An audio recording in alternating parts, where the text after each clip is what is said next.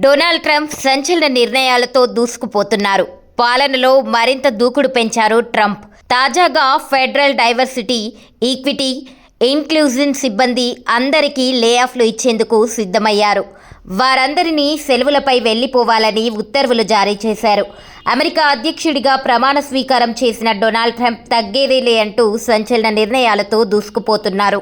వందల ఫైళ్లపై మొదటి రోజు సంతకాలు చేసి పాలనలో మరింత దూకుడు పెంచారు ట్రంప్. తాజాగా ఫెడరల్ డైవర్సిటీ, ఈక్విటీ, ఇన్క్లూజన్ సిబ్బంది అందరికీ లేఆఫ్లు ఇచ్చేందుకు సిద్ధమయ్యారు.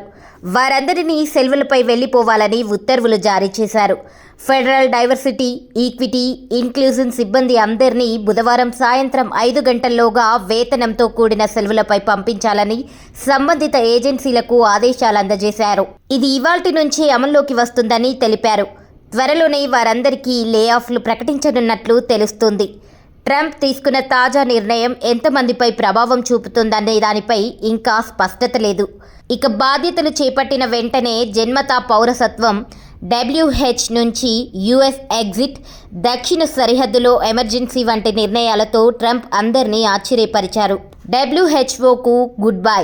ప్రపంచ ఆరోగ్య సంస్థ WHO నుండి తప్పుకుంటున్నట్లు డొనాల్డ్ ట్రంప్ ఎగ్జిక్యూటివ్ ఆర్డర్పై సంతకం చేశారు. కరోనా వ్యాప్తి సమయంలో ఈ సంస్థ బాధ్యతారాహిత్య తీరుతో ఆగ్రహంగా ఉన్న ట్రంప్ ఈ మేరకు నిర్ణయం తీసుకున్నట్లు ప్రస్తుతం ప్రపంచ ఆరోగ్య సంస్థకు అమెరికా అతిపెద్ద డోనర్. అమెరికా తప్పుకోవడం వల్ల WHOకు నిధులు స్తంభించిపోతాయి. 1500 మందికి క్షమాభిక్ష.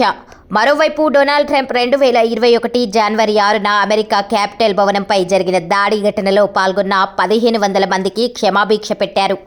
అంతేకాకుండా 6 శిక్షలను కూడా తగ్గించారు. దీనికి సంబంధించిన ఉత్తర్వులపై ట్రంప్ సంతకం కూడా చేశారు. అల్లర్లకు సంబంధించిన అన్ని పెండింగ్ కేసులను ఉపసంహరించుకోవాలని US అటార్నీ జనరల్ను కూడా నిర్దేశించారు.